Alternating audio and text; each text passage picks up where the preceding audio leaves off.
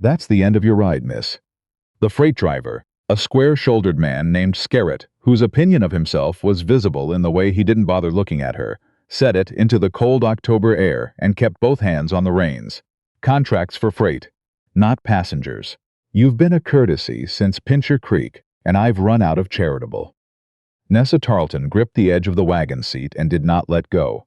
She was 27 years old, 9 days out of Halifax, and she had $14.60 in her coat pocket and one leather satchel that held everything she'd decided to keep from the life she'd left behind.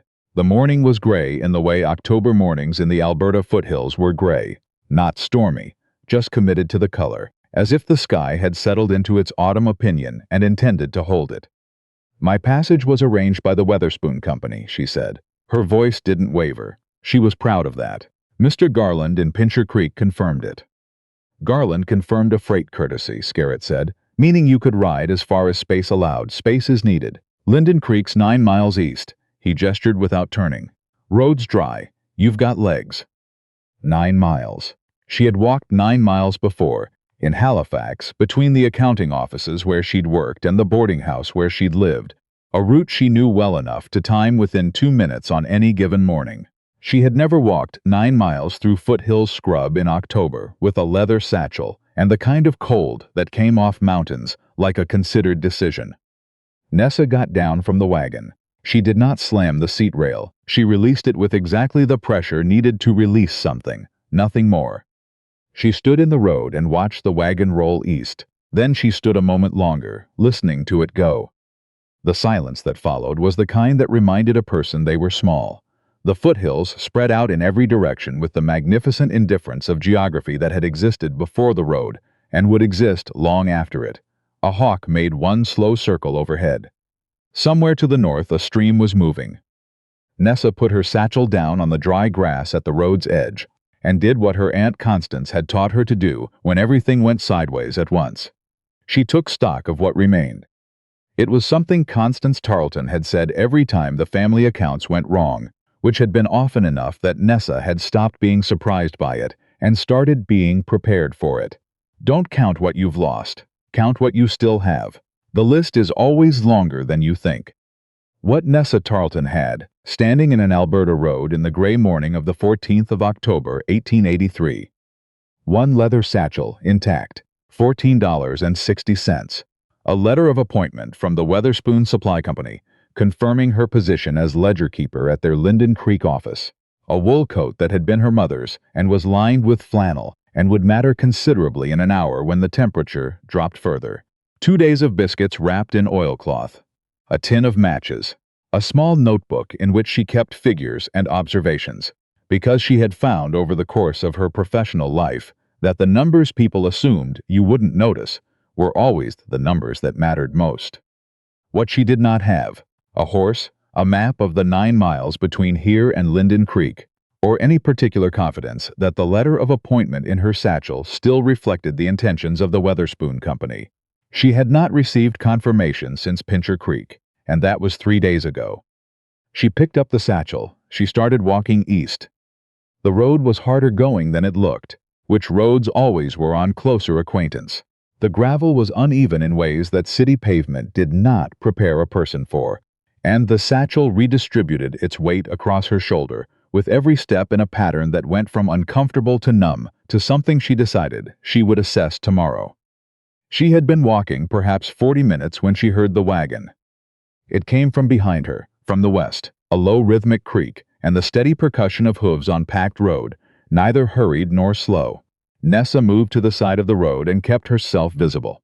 She had been given considerable advice before leaving Halifax about the wisdom of a woman traveling alone in the territories, most of it by people who had not done it, and whose counsel she had filtered accordingly. She knew the difference between useful caution and performed fear. She applied both. The wagon that came around the bend was a working one, solid plain, with a canvas tarpaulin strapped over a low frame, and 2 gray horses pulling it with the easy authority of animals who had done this particular stretch many times. The man on the seat sat straight, which told her he wasn't tired. He slowed when he saw her. He stopped. Nessa kept her chin level and her grip on the satchel strap firm.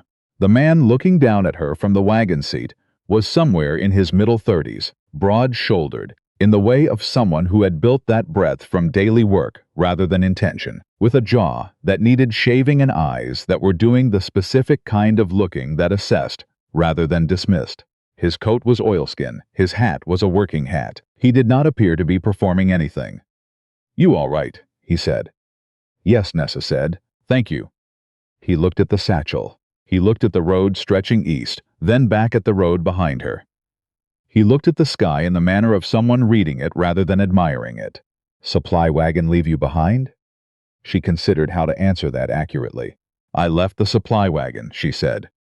He absorbed this the way a person absorbs something, when they understand that the precise version of a story isn't the point. "Where are you headed?" "Linden Creek." He was quiet for a moment. One of the horses exhaled a long breath into the cold air. "That's 9 miles." "I'm aware." "Going dark in 3 hours." "I'm aware of that as well." He looked at her steadily, and what came across in the looking was not pity and not suspicion and not the calculating quality Nessa had learned to recognize and brace against. It was something simpler, plain concern, unperformed. "I'm going through Linden Creek. I can take you, or I can keep going if you'd rather." He offered it the way someone offers a hand on a muddy step. "Here it is. Take it or don't. Nothing assumed either way." Nessa weighed against the 9 miles and the dropping temperature and the list she'd made of what she had. "Thank you," she said. "I'll accept." She didn't wait for him to help with the satchel. She could see the small pause before he settled back on the bench that this surprised him. She lifted the bag herself and set it in the wagon bed, then climbed up to the seat with the efficiency of someone who understood that needing assistance and being helpless were two entirely different things. He clicked the horses forward, and they moved, and for a while neither of them said anything. Nessa used the silence to observe. The wagon was well maintained. The tarpaulin was secured with experienced knots. There was a rifle mounted in a bracket under the seat, oiled and clearly not decorative. In the wagon bed behind her, surveying equipment, measuring chains, stakes, a rolled canvas map case, and a wooden crate marked with the initials DA and Linden Creek. DA, that was something. "I'm Nessa Tarlton," she said. He glanced at her. "Duncan Abernathy, land surveyor." The equipment suggested as much. Something moved at the corner of his expression. Not quite a smile, but in that neighborhood. "You're from the east." "Halifax." "Long way to come." "Yes." The foothills moved past on both sides and the sky held its gray opinion, and Nessa felt some of the braced quality in her chest begin to ease, not disappear, but shift from acute to manageable. "What takes you to Linden Creek?" Duncan said after a while. "A position with the Weatherspoon Supply Company. Ledger work." He was quiet in a way that had texture, not uncomfortable, but particular. "Weatherspoon," he said. "You know them." "Everyone in Linden Creek knows Weatherspoon Supply," he said, and he did not add what they knew, which was itself a kind of information. "Is there something I should know?" Nessa asked, because she had found that direct questions saved considerable time. He seemed to weigh whether to answer. Then he said, "The company's had trouble. Change of management 6 months back. Things have been unsettled since." He paused. "That's all I know." Nessa turned this over and filed it without saying anything further, which he seemed to receive as its own form of response. The particular silence that settled between them after that was different from the silence of strangers. It was the silence of two people who have acknowledged each other as real. She told him about Scarrett, eventually. Not the whole of it, but enough. The contracted passage that stopped being a courtesy the moment it became inconvenient. He listened without interrupting. "That's happened to you before," he said when she'd finished, "being held to rules that only apply in one direction." Nessa looked at the mountains going purple against the pale sky.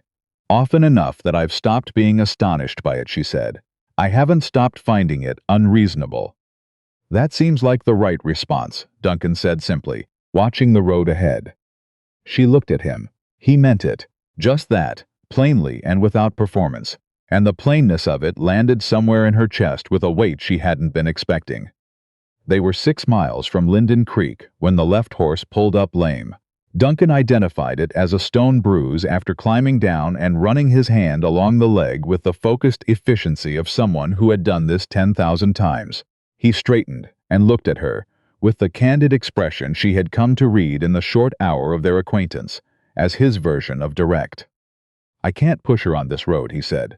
"Not in the dark." "How long until dark?" "An hour, maybe less."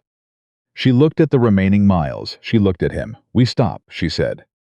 He made camp with the economy of someone who has done it many times alone, and Nessa organized the fire with the same economy, and they didn't discuss the division of tasks because they could both see what needed doing. He cooked from his supplies, dried meat and beans, plain and adequate, and she ate without commentary because plain food is food, and she had eaten half a biscuit since morning.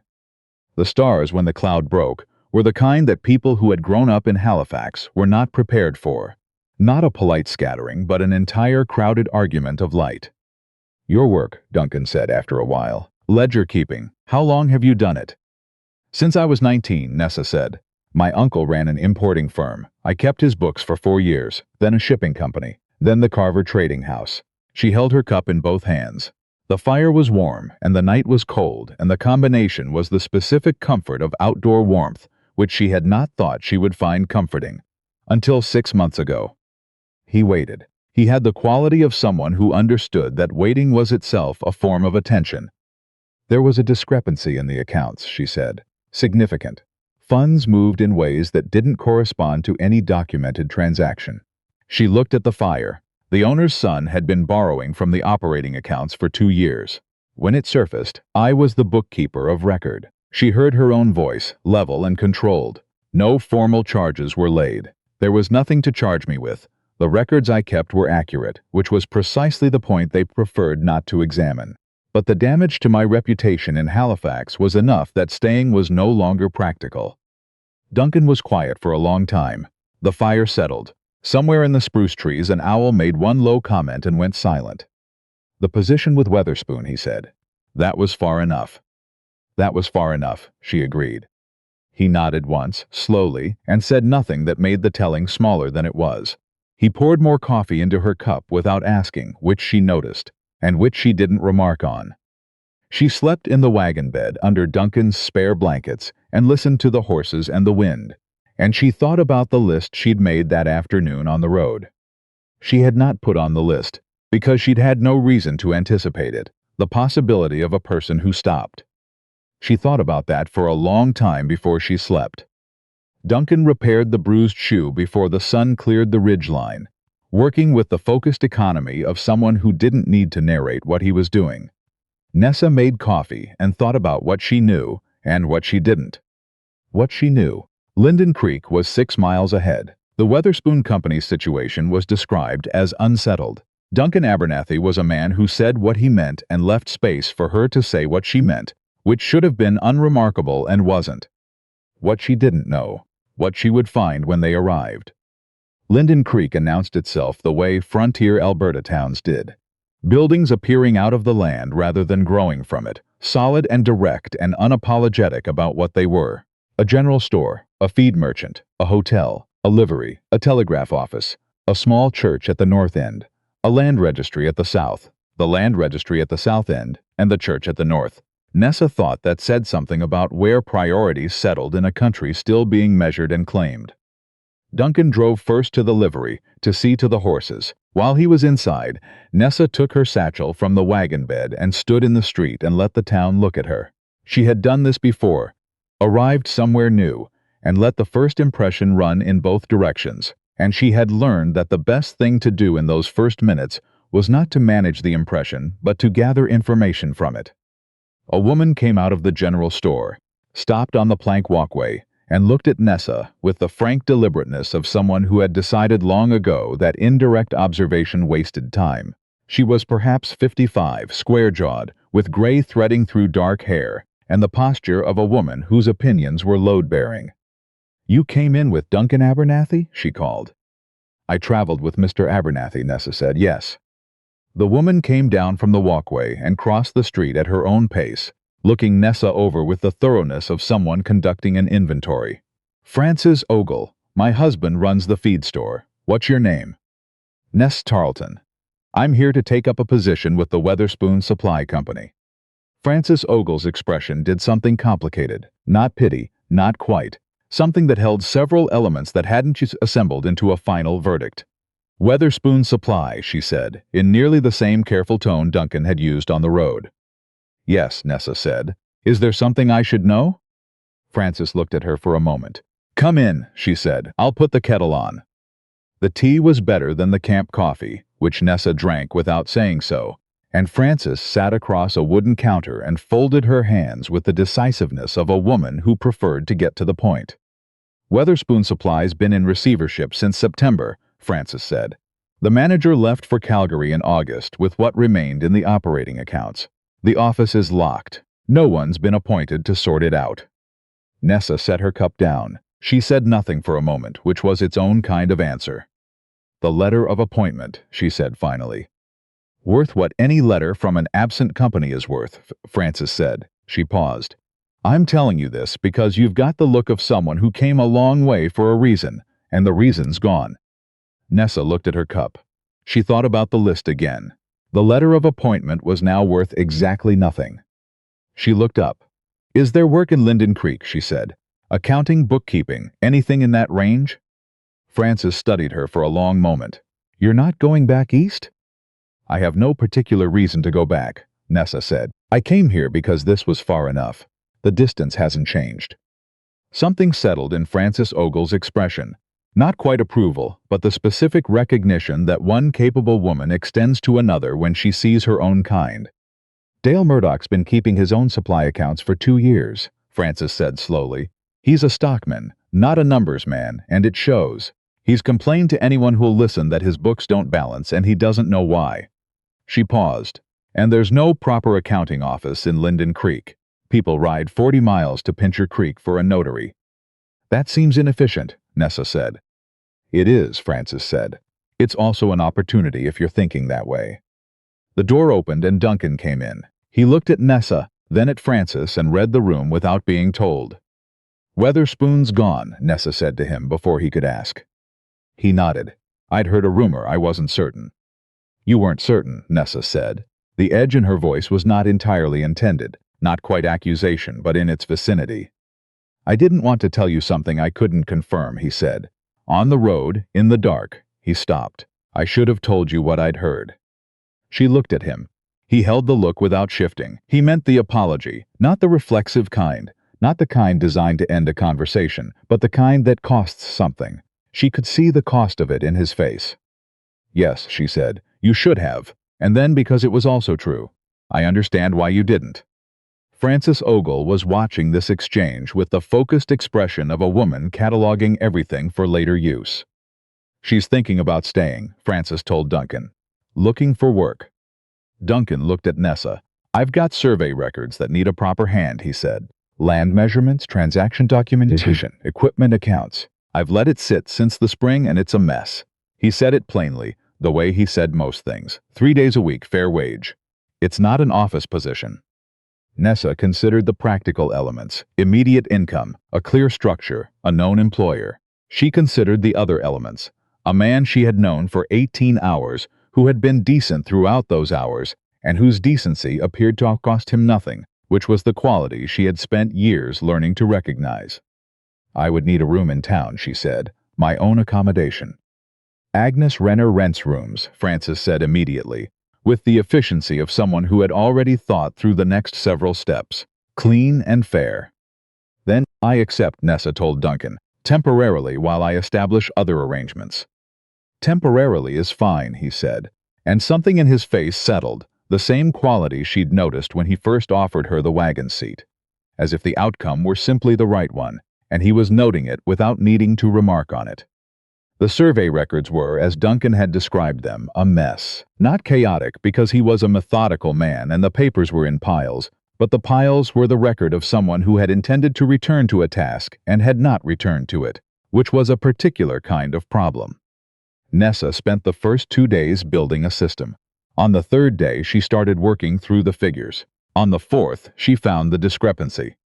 It was in the equipment accounts, a series of invoices from a supplier in Pincher Creek, a man named Dunfield, whose prices for surveying tools were consistently higher than the rates referenced in correspondence from 2 separate regional suppliers. Not dramatically higher, Just enough higher to be invisible if no one was looking at both sets of figures simultaneously. She set those receipts in a separate stack and kept working. By the time Duncan came in at midday, she had the comparison laid out cleanly on the table. "Your equipment supplier in Pincher Creek," she said. "He's been overcharging you." She turned the relevant papers toward him. "For at least 18 months, based on what I can piece together. The difference on any single purchase is small. The pattern isn't." Duncan set down his coffee and picked up the papers. He studied them with the focused expression of a man confronting evidence that he has been less careful about something than he believed he was. "How much?" he said. "I'd need another day for the full figure. Rough estimate, close to $170. He was quiet. $170 was real money for a single surveyor's practice. "A mistake would be inconsistent," Nessa said. "This isn't inconsistent." He looked at her. "You've seen this kind of thing before." "In Halifax," she said, "the numbers people want you to miss are always the quiet ones. Small, regular, unremarkable. That's the design." He was quiet for another moment. "The man who employed you in Halifax," he said. "His son." "The method is common," she said. "The ethics are equally common." He set the papers down. "I'll need to speak to Dunfield." "You'll want a witness," Nessa said. "Someone who carries authority." "Constable Birch handles commercial matters," he said. "He's fair." "I can prepare a written summary of findings," Nessa said, "organized chronologically, if that would help." He looked at her for a moment with a quality she was beginning to recognize. The particular attention of someone who is seeing a person rather than looking at them. "Of course it would help," he said. "Would you?" "It's my work," she said. "Yes." The confrontation with Dunfield happened the following Tuesday in Constable Birch's office, with Nessa's summary of findings laid on the desk between them, like a document that did not leave room for argument. Dunfield came in, expecting room to maneuver. He looked at the summary sheet, and then at Nessa, with the flat assessment of a man recalibrating his expectations. "Bookkeeping errors," he said, "over an extended period." "Errors are inconsistent," Nessa said. "A consistent pattern has a deliberate cause." She held his gaze. "Every transaction is documented. Every date, every discrepancy. Mr. Abernathy isn't asking for an explanation. He's asking for restitution."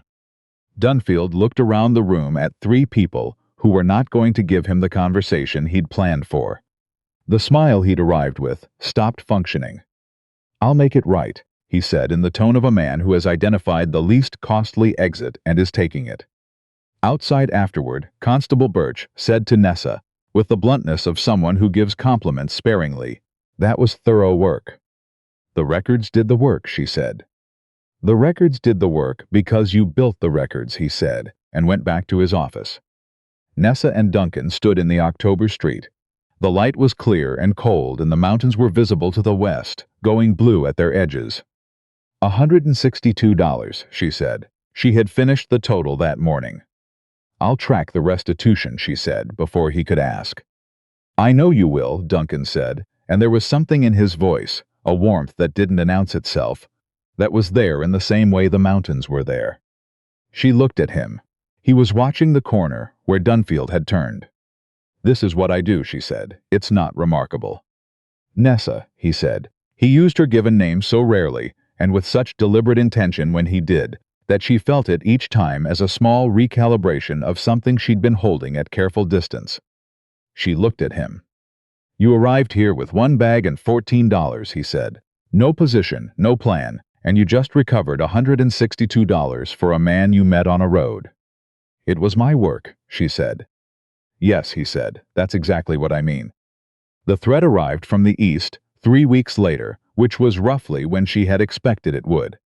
His name was Aldred Story, and he came on the Tuesday stage from Pincher Creek and was asking about Nessa Tarlton before he had fully stepped down from the coach.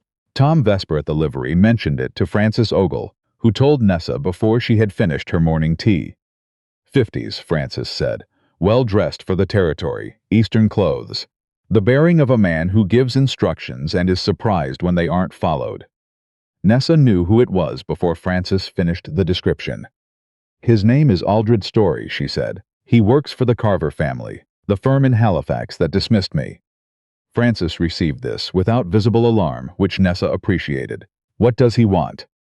To pressure me into returning, Nessa said. The account discrepancy was attributed to me in their records, and they're holding a financial claim. They can't enforce it legally. I signed nothing. I took nothing, and the records I kept were accurate. But Story creates impressions. He talks to people. He makes the case that a woman who left Halifax under these circumstances is someone whose word can't be trusted. She paused. In a town that's known me 3 weeks. You need to tell Duncan, Frances said. Yes, Nessa said, I do. She told him everything, straight through, without softening it.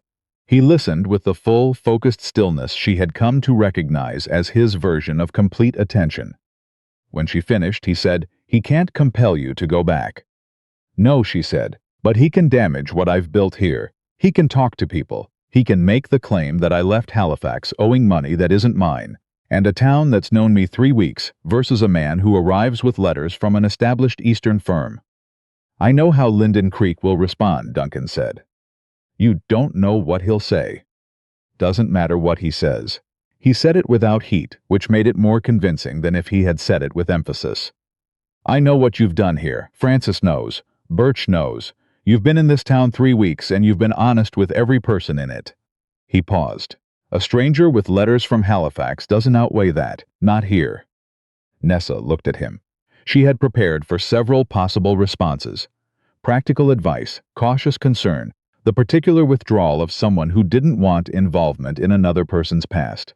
She had not prepared for this version, which was simple and direct and completely without condition. You can't know that for certain, she said, because she needed to test it.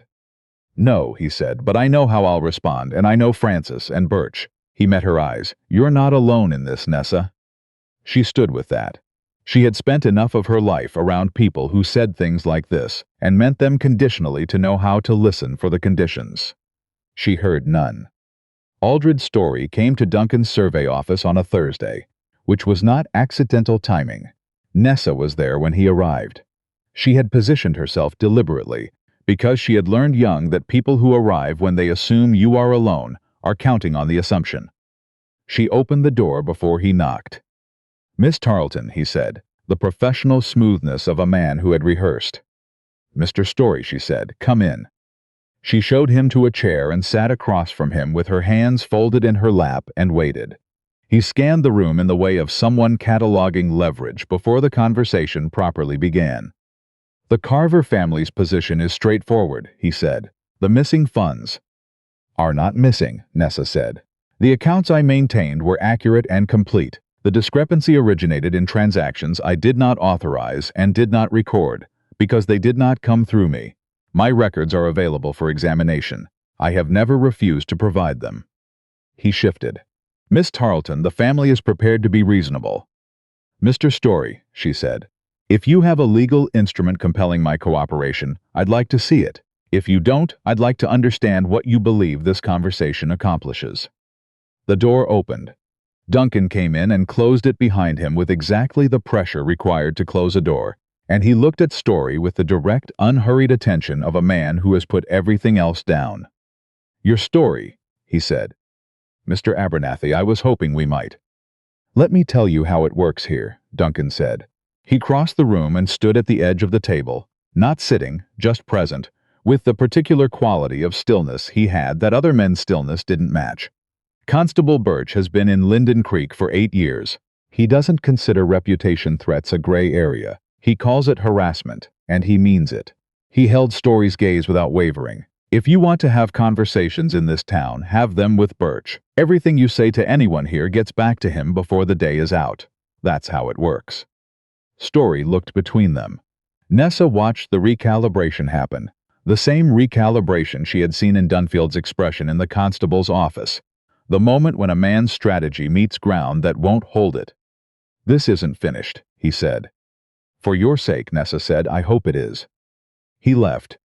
The sound of his horse leaving the yard was one of the better sounds Nessa had heard in recent memory.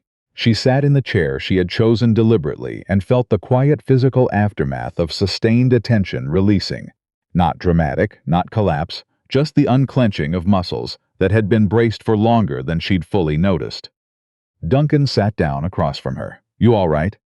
Yes. And then, because it was true and because he had earned the honest version. That was the conversation I've been carrying since Halifax. I wasn't certain I could hold it. You held it before I came in, he said. I know, she said, but it helped, having someone at the door. He was quiet.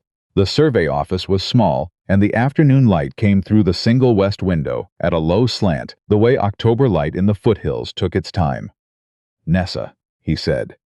She looked at him. He was leaning forward slightly, with the expression he had when he was holding something he had been deciding whether to say. I know what you're going to say, she said. Do you? That this changes things, she said. That story's gone but not finished. That the trouble I came here to outrun has now touched your name and your work. That's not what you offered when you stopped on the road. That's not what I was going to say, he said. Then what? He looked at her for a long moment. The survey office has been quiet for 4 years, he said. I built this practice alone after my wife died, put everything into the land records, into the work. It kept me occupied. He paused. It hasn't been quiet the same way since you sat down at that table. The room rearranged itself around that sentence in some way she could not precisely describe. That's not a question, she said. No, he said, it's not. I'm telling you what's true for me. You can do with it whatever you decide. She sat with the quality of it, the way it was offered, without condition, without requiring a particular answer. She had spent her working life around people who attached invisible strings to everything they gave. She heard none here. I'm not a settled question, she said. Story will report back. The Carver family may pursue this. My reputation in Halifax is still damaged. I've been in this town 3 weeks. I know all of that, he said. You're telling me anyway. Yes, he said. She believed him. That was the particular thing. She believed him, not with the naive faith of someone who had not been disappointed before, but with the specific, hard-won recognition of a woman who had spent years learning the difference between men who said things and men who meant them, and who was sitting across from one of the second kind. All right, she said. All right, he said. Aldred's story left Linden Creek on the Friday morning stage, and Nessa knew it because Frances told her before breakfast, with the casualness of a woman delivering a weather report. The particular quality of his leaving. The deliberate unfinished quality of a man who says this isn't finished and means it, stayed in the air of the town for a week. Nessa gave it that week, and then she stopped listening for unfamiliar footsteps.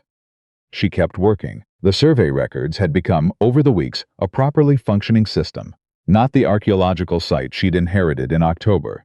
3 mornings at Duncan's office. 2 mornings at the small table in her rented room at Agnes Renner's, working on what she had begun privately to think of as the larger project. Because there was no bookkeeping office in Linden Creek. There was no one who could notarize a land transaction within 40 miles. There was no records clerk, no accountant, no one who knew what a properly maintained ledger looked like. And Nessa Tarlton had spent 8 years knowing exactly what one looked like. She mentioned this to Frances one morning in November, and Frances said, without missing a beat, I know. I'd need a space, Nessa said. Mrs. Garland's front room has been empty since October, Frances said, south-facing window. She'd rent it at a fair rate. I'd need to file for professional registration in the territory. James Verrall in Pincher Creek is the regional registrar, Frances said. He's also my brother-in-law. If I write him, he'll come here instead of making you travel. Of course he is, Nessa said, and Frances almost smiled.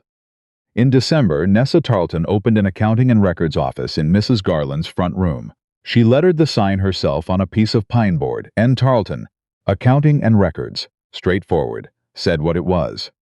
The first client came 3 days after opening. By January, she had more work than she could complete in her designated mornings. She hired a girl named Bess Quarry, 15, the school teacher's daughter, quick with columns and quicker to learn, to handle intake and copying, which freed Nessa for the work that required her specific attention. She still went to Duncan's office 3 mornings a week, though the volume of that work had changed. The system was running. It needed maintenance, not reconstruction. They both knew the original arrangement had served its purpose. Neither of them suggested stopping. In March, a letter arrived from her brother James in Halifax. He was 24 and did not write long letters as a rule. This one was 4 pages. in handwriting that slanted further right as it went, which Nessa recognized as his version of urgency. The Carver family had quietly withdrawn their financial claim the previous month. Their solicitor had filed a withdrawal in February. Old Carver himself, the father, not the son, had commissioned an internal review. The review had found what Nessa had always known was there to find. The son, James wrote carefully, had left the firm. She sat in her office with 4 pages in her hands and the pale March light coming through the south window, and felt something she had been carrying since Halifax shift its weight. Not lift off, just shift, in the way a thing changes when it has been named by someone who was there. She folded the letter, put it in the drawer where she kept the ones that mattered, and walked to Duncan's office. He turned when she came in with the specific awareness he had of her presence, a quality she had long stopped trying to explain and simply accepted as one of the facts of him. "A letter came," she said, "from my brother." He waited. "The Carver family withdrew their claim," she said. "Old Carver conducted his own review." She paused. "He found what I always knew was there to find." Duncan was quiet for a moment. "How do you feel?" "Not what does this mean? Not what happens now. What do you feel?" The question of someone who understood that those were different questions. "Like something I've been bracing against for a long time just stopped pushing," she said. "It's disorienting." "Good disorienting." She thought about it honestly. "I'll know by morning," she said. "Right now it's just lighter." He crossed the room and put water on the stove for tea without being asked, which was something she had stopped noticing because it had become ordinary, and which she noticed again now, the way ordinary things sometimes arrive with their full weight when you're paying proper attention. "Duncan," she said. "Yes." She looked at him. The office was small, and the March light was clear, and she had been in this town 5 months. She knew which boards in the Renner house creaked. She knew that Francis Ogle drank her tea without milk. She knew that this man across this room had never once offered her anything with a string attached to it. "The office," she said, "the one I built, it's mine." "Yes," he said immediately. "Whatever comes next, it stays mine." "I know," he said. "I've watched you build it." She looked at him steadily. "Then you understand what I'm saying when I tell you that what I feel about you has nothing to do with what I need from you, because I don't need you." She held his gaze. "I choose you. That difference matters more to me than anything else." The water was beginning to move on the stove. Outside, Linden Creek went about its ordinary March business. A wagon going past, the school bell from up the hill, the sound of Frances in her store arguing cheerfully with a supplier about the price of flour. Duncan crossed the room and took her face in both hands, with the careful steadiness of a man who understands what he is holding, and he looked at her for a moment that was not long but felt complete.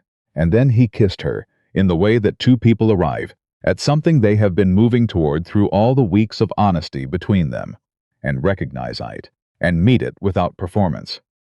When they stepped back, the distance between them was different from any distance that had existed before. "Well," Nessa said. "Well," Duncan said. She looked at him. He was doing the not-quite smile, and she was doing it back, and neither of them said anything else for a moment. Because sometimes the right response to a thing is to let it be exactly what it is. "Frances will know the instant she sees us," Nessa said. "She probably already knows somehow," Duncan said.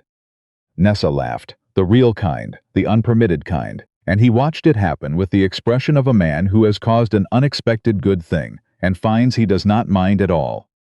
They married in June, when the foothills had finally accepted summer. The small Linden Creek church was full, not because it was the social occasion of the season, though Francis Ogle had ensured it was organized to a standard that made that inescapably true, but because the people who came were people who had watched something real take shape and wanted to be present when it became permanent.